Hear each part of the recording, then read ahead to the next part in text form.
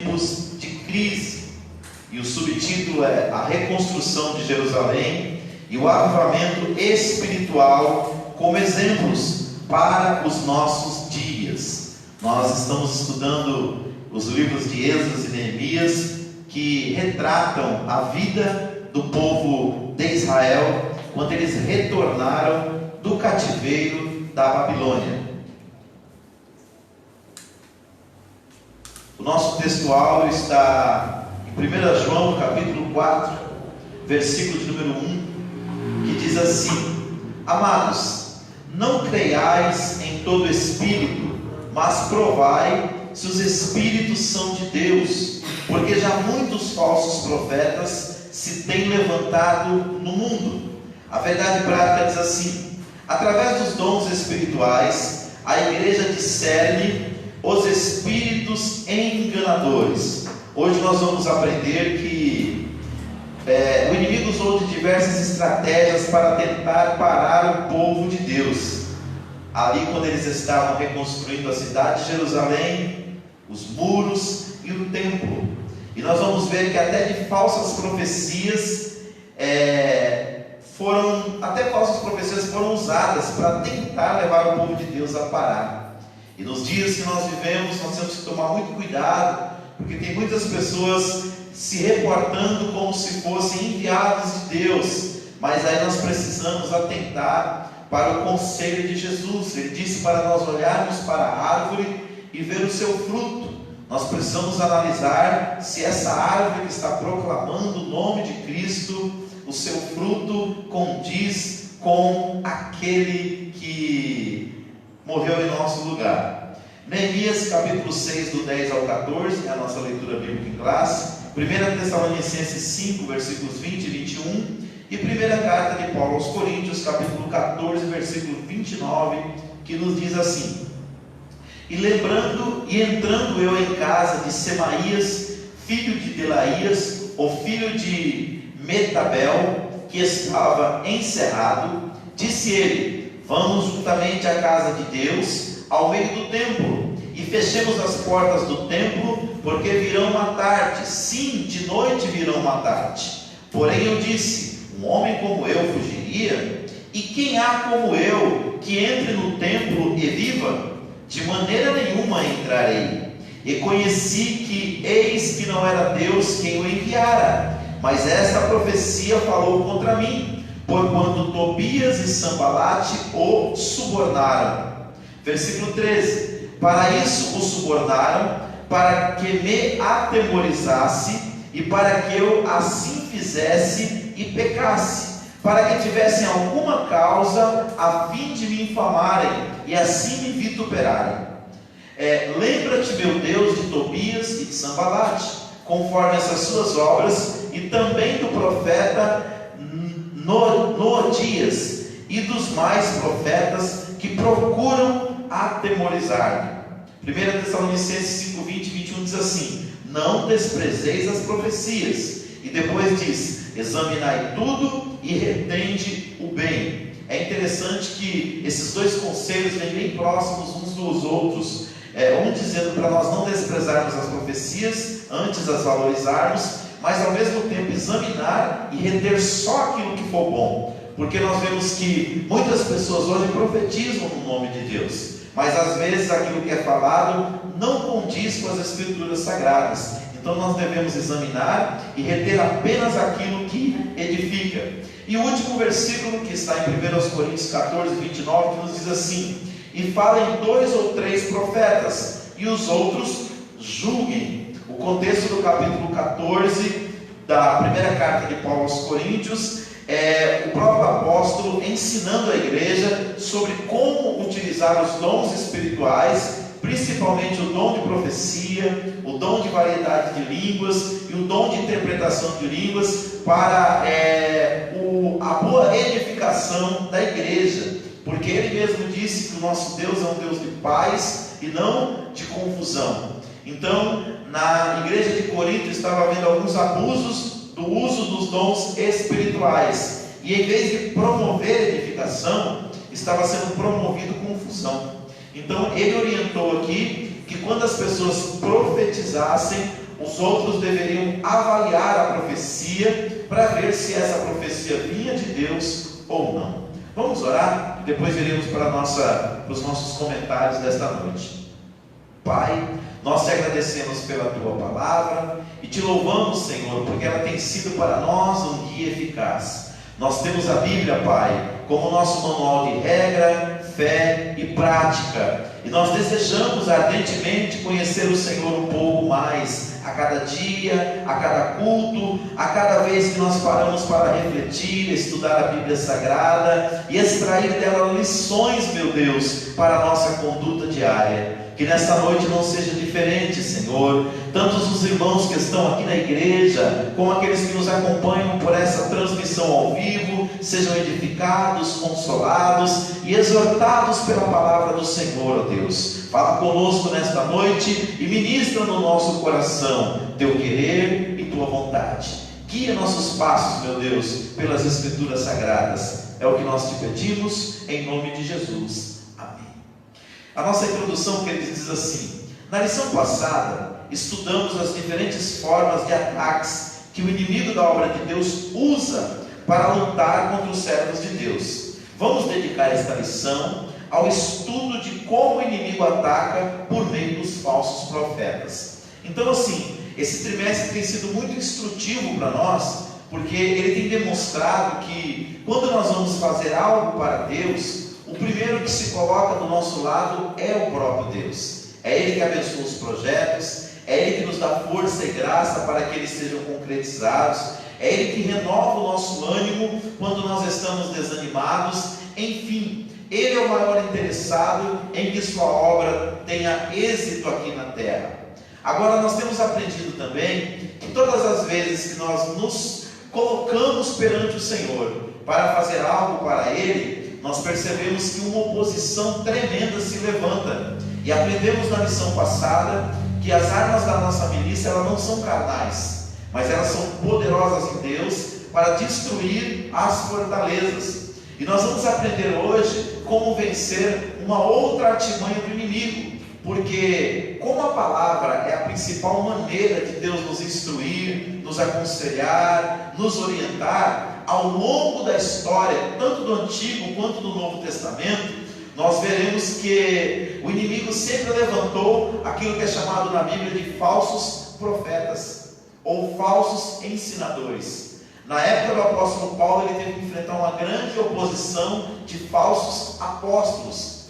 E se falamos do falso, é porque existe o verdadeiro. Existem muitas pessoas escandalizadas hoje com as coisas de Deus, porque algumas pessoas agiram de forma errônea, de má fé, e fizeram coisas em nome de Deus que trouxe escândalo para a obra de Deus. E por isso essas pessoas às vezes nem querem mais servir ao Senhor.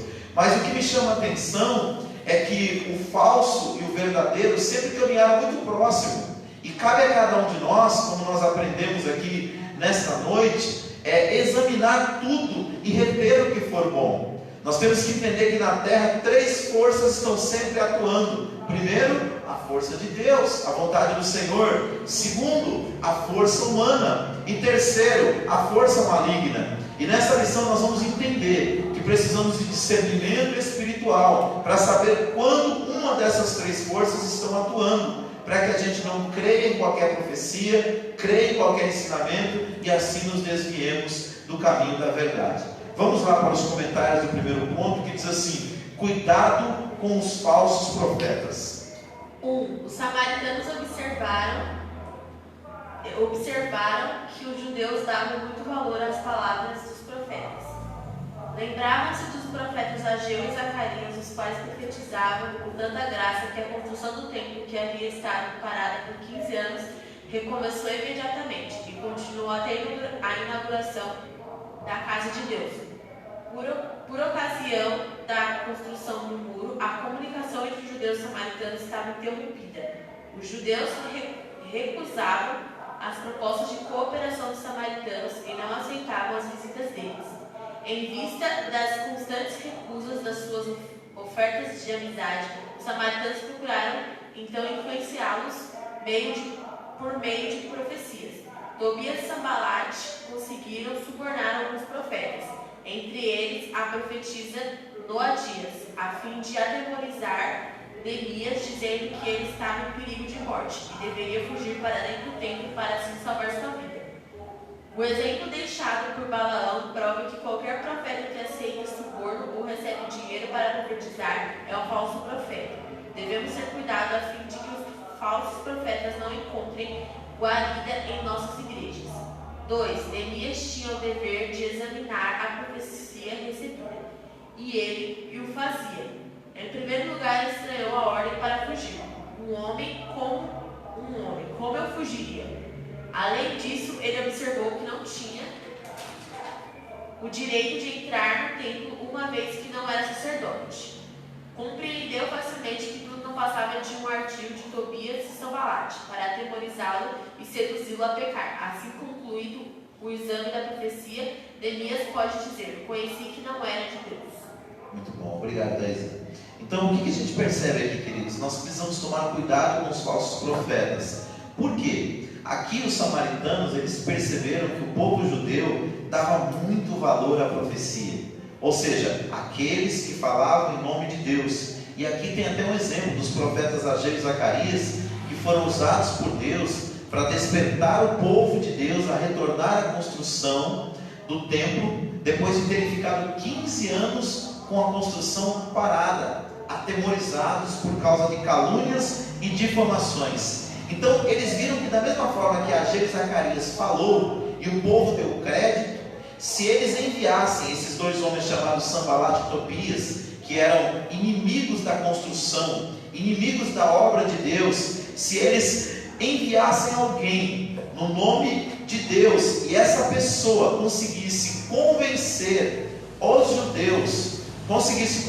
os judeus que ela estava falando no nome de Deus, eles parariam a obra. E eles subornaram uma profetisa chamada Noadias. Olha que coisa triste. Eles pagaram para essa mulher profetizar o que eles queriam.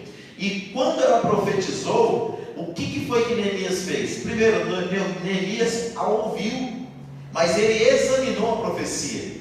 Hoje, nós temos muitas pessoas falando em nome de Deus, no rádio, na televisão, na internet, através de todas as redes sociais e nas igrejas, que são muitas. Agora, qual que é o conselho da palavra de Deus? Que a gente examine essa profecia para ver se ela tem amparo bíblico.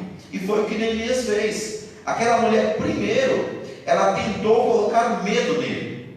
E ele falou: peraí, se essa profecia vem de Deus, vai colocar medo no meu coração? Um homem como eu vai ter medo?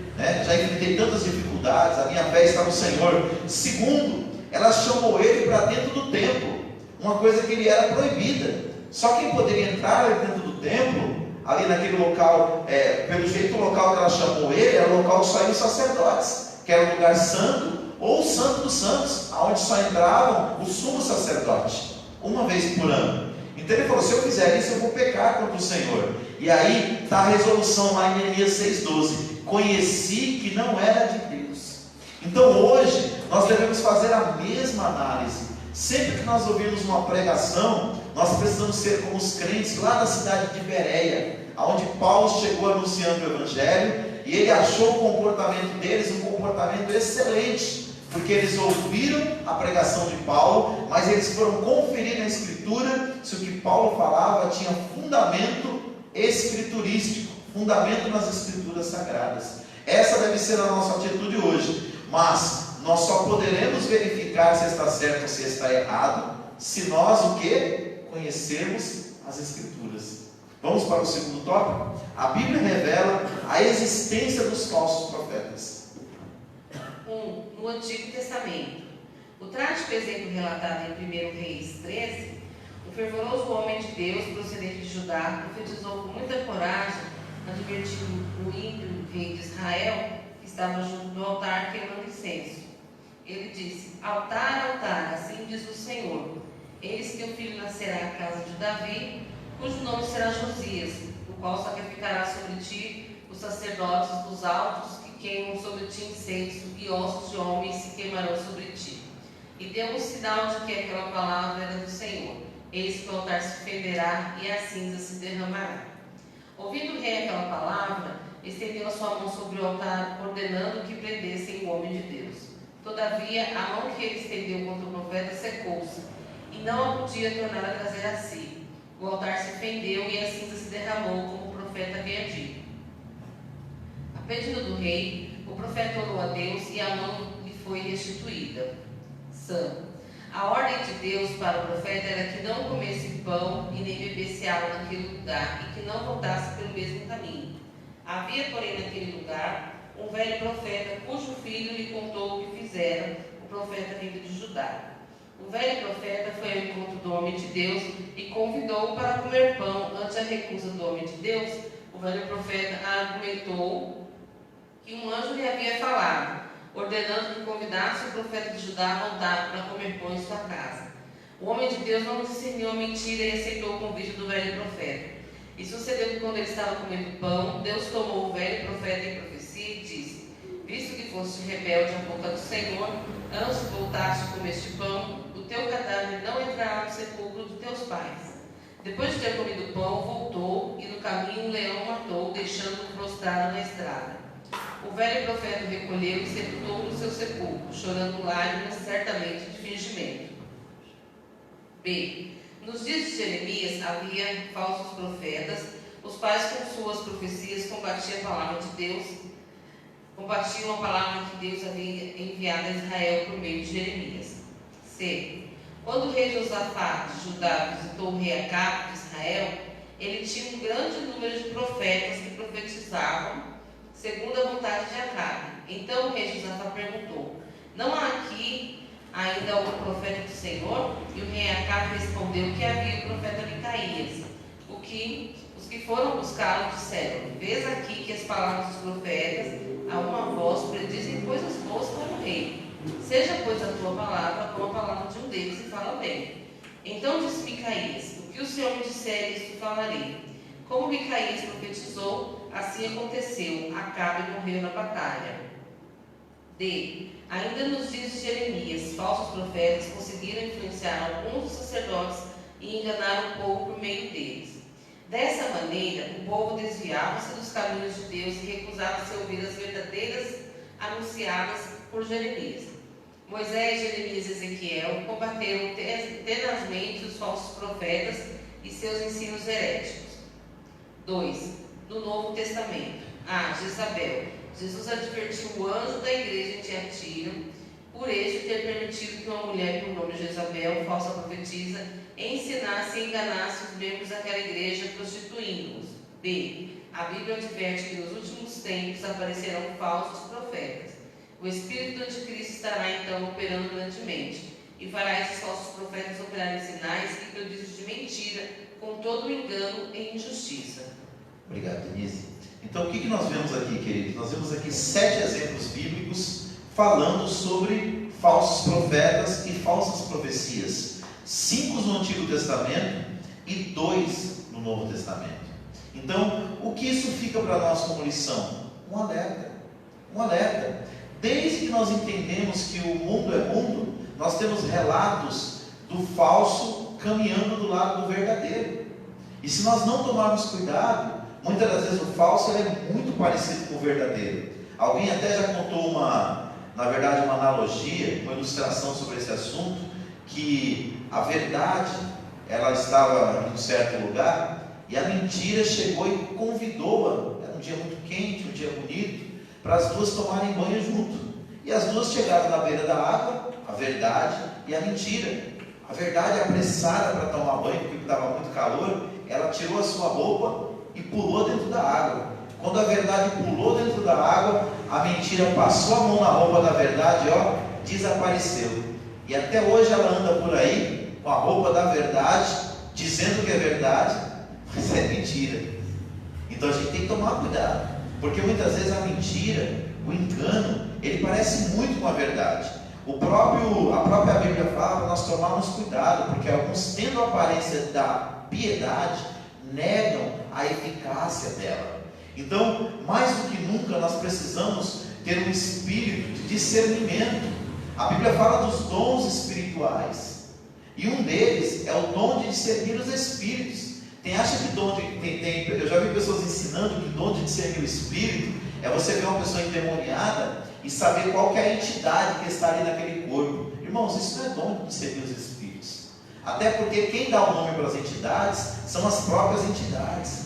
O dom de discernir os espíritos é quando você vê uma ação, você conseguir buscar através da palavra de Deus o discernimento espiritual para saber se aquela ação ela é motivada por Deus, pelo diabo ou pelo coração humano. E principalmente quando o assunto é a obra de Deus. Aqui no caso de Neemias, uma mulher, uma profetisa, ela foi subornada para levar uma profecia falsa para ele.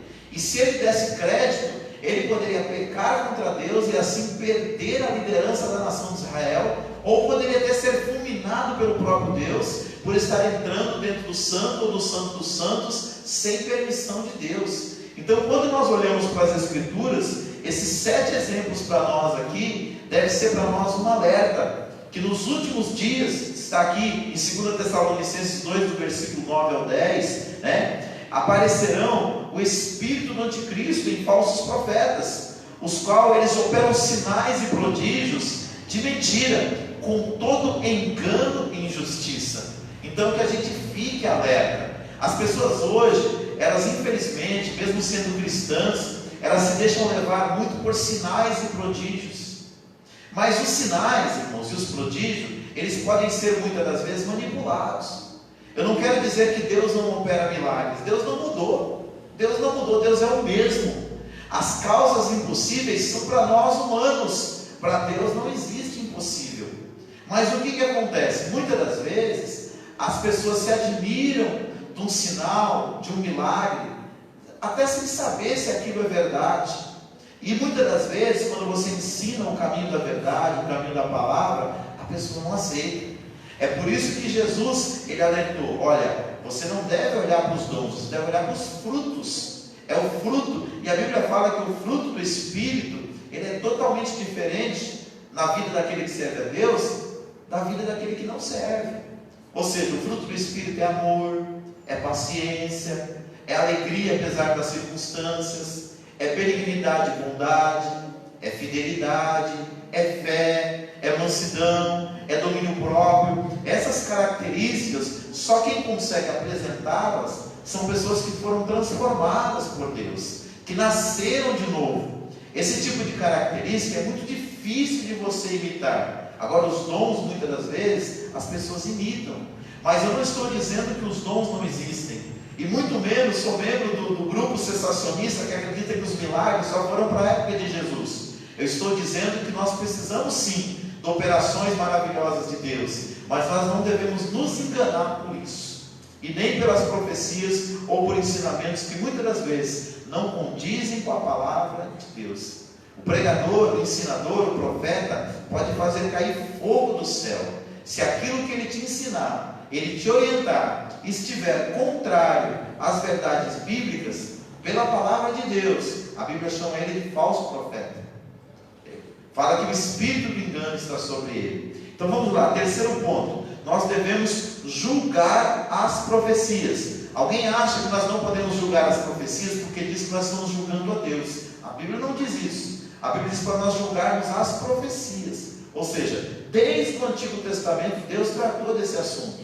Alerta para o povo de Deus, porque os enganadores estão aí, tentando levar multidões após si. Vamos lá, terceiro ponto. Deus quer a sua igreja revestida com todos os dons do Espírito Santo.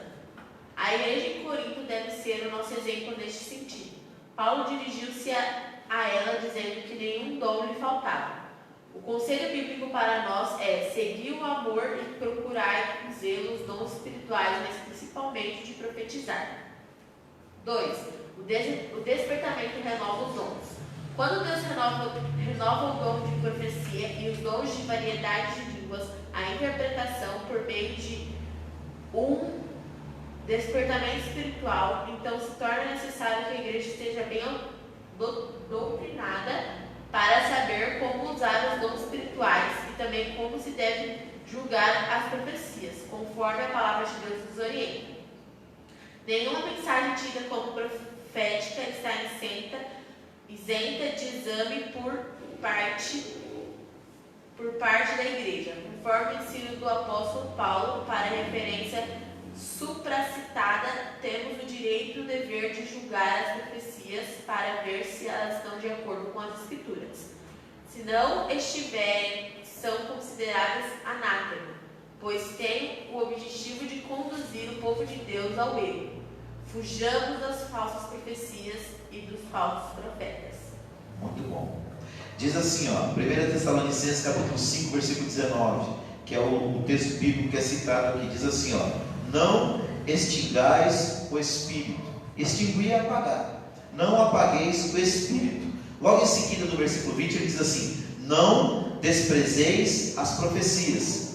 E no versículo 21, ele diz assim, examinai tudo e retende o bem. E no 22, ele diz assim, abstende-vos de toda aparência do mal. Então nós vemos aqui 4 conselhos conectados para a igreja lá na Tessalônica, que vale para os dias de hoje. Primeiro, nós não devemos apagar o Espírito. E uma das formas de apagar o Espírito é nós desprezarmos aquilo que Deus fala. Deus não mudou. Ele continua falando, através da pregação da sua palavra, através de pessoas que Deus usa poderosamente com o dom de profecia, através de pessoas que Deus usa com revelações e visões. Tudo isso é bíblico. Nós não devemos desprezar, só que nós devemos examinar à luz das Escrituras. Se alguém entregar uma visão para mim, ou para você que está aqui na igreja, ou para você que nos acompanha por esta live, e aquilo que a pessoa falar se cumprir, foi Deus quem falou. Se aquilo que a pessoa profetizou, isso quem falou foi Moisés, não se cumprir, é sinal que não foi Deus que falou. Quando Deus fala, Ele vela pela sua palavra para cumprir. Guarde isso no coração. Nós estamos falando aqui de profecias que muitas vezes são incondicionais. Agora, tem certas profecias que são condicionais. Qual que é a diferença? Tem coisas que Deus diz, eu vou fazer, pronto e acabou. E assim acontece. Agora, tem questões que Deus coloca também, que Ele vai, promessas que Ele faz, profecias que Ele libera, mas que depende também da minha atitude. São as promessas condicionais que estão nas Escrituras Sagradas e que Deus pode usar alguém. A própria Bíblia muitas das vezes fala de pessoas que foram chamadas para ministérios, que tinham promessa de Deus, mas que se desviaram do caminho. Então, como é que essa profecia vai se cumprir na vida da pessoa? Aí não é que Deus não falou a verdade, é que a pessoa não fez a sua parte. Mas qual que é a nossa orientação nesta noite? Nós devemos tomar cuidado com as profecias que, tendo aparência de piedade, na verdade elas são mentiras. Nós acabamos de ler aqui um caso no Antigo Testamento de um profeta que ele tinha recebido uma orientação direta de Deus. Era para ele profetizar para o rei, que o rei estava numa conduta inadequada. Está lá em 1 Reis capítulo 13. E o rei desprezou a profecia e levantou a mão contra o profeta, e no mesmo momento a sua mão secou. Depois que ele entregou essa profecia, o rei se humilhou, pediu perdão, pediu misericórdia. O profeta orou a Deus e a mão dele voltou ao estado normal. E Deus tinha dado uma orientação para ele não parar pelo caminho, para ele não comer, porque o próprio Deus que conhece o futuro sabia que ia acontecer alguma coisa naquele caminho. Veio um homem que, segundo aqui a palavra, era um profeta, mas era um velho profeta, provavelmente já não estava mais naquela comunhão com Deus, porque ele mentiu, e ele disse que um anjo tinha aparecido para ele. Hoje, quantas pessoas se iludem com essa conversa? Não porque eu vi um anjo, não porque Deus me mostrou. E muitas das vezes, irmãos, a pessoa entra por caminhos que no futuro vai trazer grande tormento e dor para ela, como aconteceu com esse profeta de 1 Reis, capítulo de número 13. Ele desobedeceu à vontade de Deus, e aí o que aconteceu? Ele morreu no meio do caminho. E quantas pessoas hoje estão mortas espiritualmente por não darem crédito à voz de Deus? Por Deus falar uma coisa para a pessoa, e a pessoa prefere fazer do seu próprio coração, ou segundo uma profecia ou um ensinamento que não tem um pingo de base bíblica. Quantas pessoas que se tornaram refém das seitas, cresceram na igreja, foram ensinados na palavra, mas abandonaram o ensinamento da sã doutrina, a doutrina sadia, e começaram a se alimentar de distorções das Escrituras Sagradas. textos fora de contexto que geraram pretexto, e hoje essa pessoa está longe de Deus, longe da palavra do Senhor, vivendo de repente numa escravidão de uma doutrina que tem tudo menos a vontade de Deus. Então nós devemos julgar as profecias, sim, nós devemos examiná-las para ver se esse espírito procede de Deus. E aqui o comentarista fala em 1 Coríntios 1:7 que a igreja de Corinto tinha todos os dons, e nós, como igreja do século 21, devemos buscar também conhecer os dons de Deus, para que nós não sejamos enganados por falsos profetas e falsos ensinadores. Quarto ponto: por que devemos julgar as profecias? Olha a importância.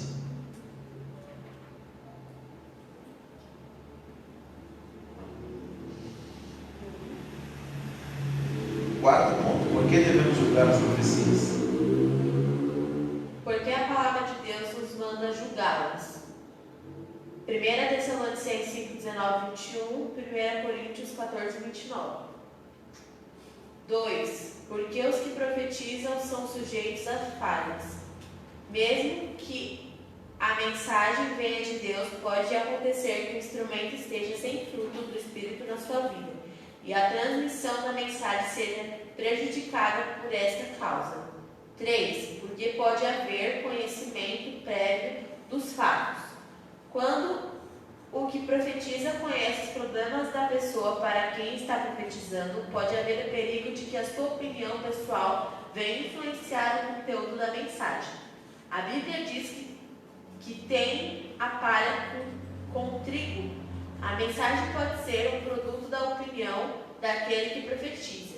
Temos a Bíblia um exemplo. Quando o profeta Natã entregou por conta própria uma mensagem profética ao rei Davi. Porém, Deus mandou que ele corrigisse a palavra dada.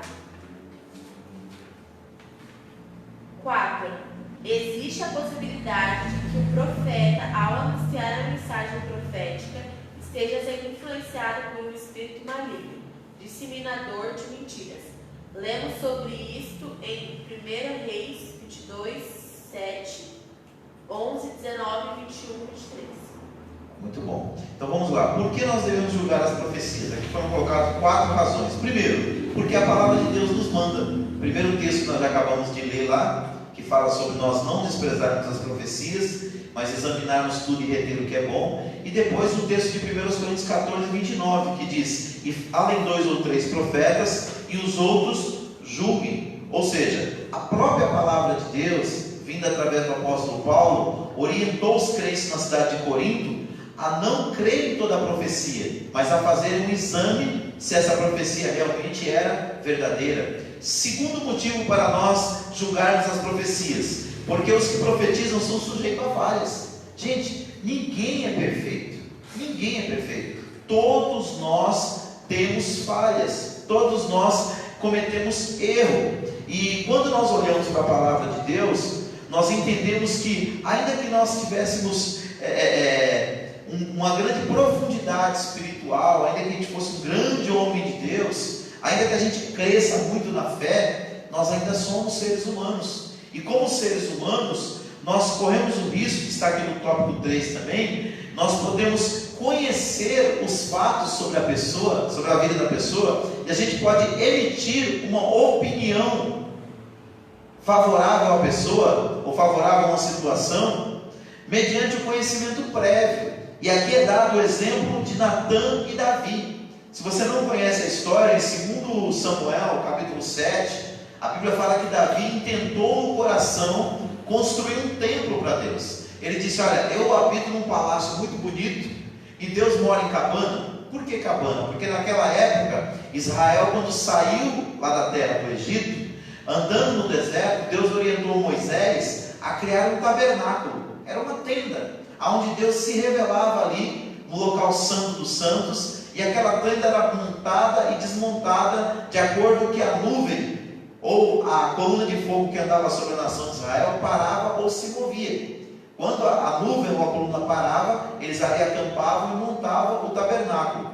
Quando eles entraram na terra prometida, eles mantiveram o tabernáculo como local onde Deus se manifestava, onde o sacerdote ensinava a palavra. Mas então, Davi vendo aquilo, ele pensou: poxa vida, eu moro num palácio tão bonito, e ele já tinha passado os 40 anos da monarquia, na liderança de Saul, e Davi já tinha entrado agora na... E aí o que aconteceu? Quando Natan ele construiu, quando Natan deu essa ordem para Davi que ele podia construir o templo, Deus mandou ele voltar e dizer: não, ele não vai construir o templo, quem vai construir o templo é o filho dele. E ali ele voltou e entregou outra profecia para Davi. Então, na primeira profecia, ele disse para Davi fazer conforme tudo que estava no seu coração. Na segunda profecia, ele disse que não, que ele deveria deixar para o filho dele, ele preparasse as coisas, mas que o filho dele é quem iria construir o templo. Então, que a gente entenda isso. Muitas das vezes, alguém entrega uma profecia para a gente, mas ele tenta profetizar algo do seu coração. Não é que é uma profecia muitas vezes maligna, mas às vezes é uma coisa que a pessoa tem no coração, e aqui o comentarista coloca bem, é a opinião daquele que profetiza, não é a vontade de Deus. Em quarto lugar, por que nós devemos julgar as profecias? Porque existe possibilidade que o profeta, ao anunciar a mensagem profética, esteja sendo influenciado por um espírito maligno, disseminador de mentira. E nós lemos isso lá em 1 Reis, capítulo 22.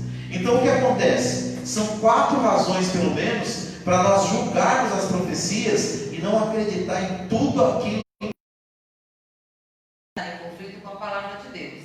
A palavra de Deus é o prumo. A palavra de Deus é perfeita. Uma mensagem que estiver em desacordo com a palavra de Deus, seja ela transmitida por quem for, até por um anjo do céu, está reprovada e deve ser rejeitada, pois é anátema. 2. Através do dom de discernimento de espíritos. A Bíblia diz que o que é espiritual discerne bem tudo. Devemos buscar incansavelmente receber de Deus este dom. Quando a profecia é inspirada por Deus, aquele que tem discernimento logo a reconhece. Todo aquele que anda na luz como ele na luz está, conhece e pratica a sua palavra e tem comunhão uns com os outros. Desse modo, o espírito de mentira não engana com suas falsas profecias.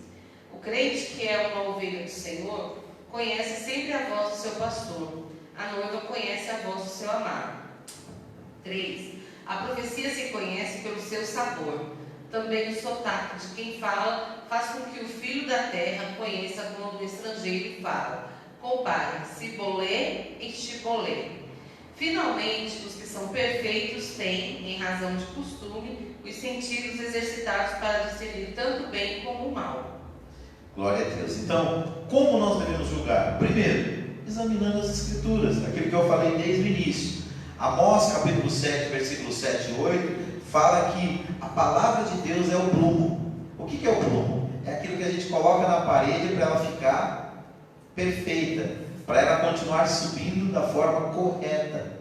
Os pedreiros, os engenheiros, os mestres de obras, eles dizem que se você sair com a parede aqui embaixo, um centímetro, digamos meio centímetro fora do plumo, quando você chegar lá em cima, ela já está muitos centímetros fora da direção correta.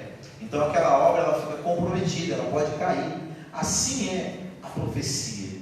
Nós devemos usar a palavra de Deus como aferidor, como plumo, que vai dar direção para aquilo que nós estamos ministrando, ou para aquilo que nós estamos recebendo como uma ministração, como uma profecia. Segundo, nós devemos também, através do dom de discernir os espíritos. Mais do que nunca, nós precisamos do dom espiritual de discernir os espíritos. Precisamos orar a Deus e pedir para Deus nos dar este dom espiritual, essa capacitação espiritual, que está lá em 1 Coríntios, no capítulo de número 12, quando o apóstolo Paulo fala dos dons espirituais, ele fala do dom de discernir os espíritos. Um daqueles dons ali, daqueles 9, é o dom de discernir os espíritos, e vai nos ajudar a compreender o que nós estamos ouvindo, vendo e não sermos enganados. E terceiro, nós temos que entender que a profecia se conhece pelo seu sabor. Quando nós ouvimos a voz de Deus, irmãos, quando Deus fala conosco, a pessoa que é espiritual, a Bíblia diz que ele discerne tudo. Então é muito importante você, porque a palavra de Deus que está nas Escrituras Sagradas, ele é o pão que alimenta as nossas almas. Nós precisamos mais do que nunca, conhecendo as Escrituras, experimentar se aquilo que está sendo transmitido vem de Deus ou não.